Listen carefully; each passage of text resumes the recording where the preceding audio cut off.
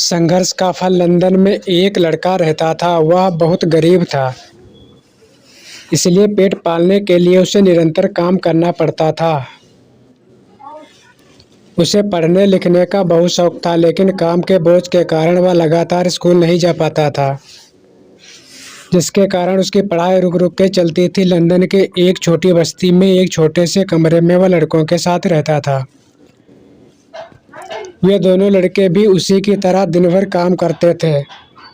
जब काम से फुर्सत मिलती तो वे दोनों लड़के मनोरंजन में जुट जाते, जबकि अब पुस्तकें निकाल कर पढ़ना शुरू कर देता।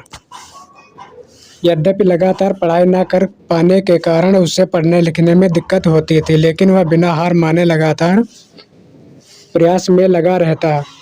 उसके साथी लड़के उसे चिढ़ाते कि काम से फुर्सत के बाद सब मनोरंजन करते हैं, लेकिन ये पढ़ाकू महोदय किताबों से खेलते हैं। लगता है कि ये किताबों से ही इतिहास रचेंगे। उनकी बात सुनकर वह मुस्कुरा देता। धीरे धीरे लगातार संघर्ष और प्रयास से वह अच्छा लिखने लगा।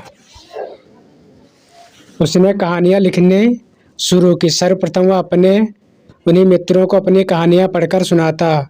कभी कभी वे प्रशंसा करते, किंतु अधिकांशतः वे उसकी कहानियों का मजाक उड़ाते, लेकिन लड़के पर कोई फर्क नहीं पड़ता। धीरे धीरे उसने कहानियाँ समाचार पत्रों में छापने के लिए भेजनी शुरू कर दी। वह कहानियाँ भेजता रहा और समाचार पत्र उसकी कहानियों को रिजेक्ट करते रहे, लेकिन उसने हार नहीं मानी। आखिरकार एक दिन उसकी एक कहानी एक प्रतिष्ठित समाचार पत्र में छपी।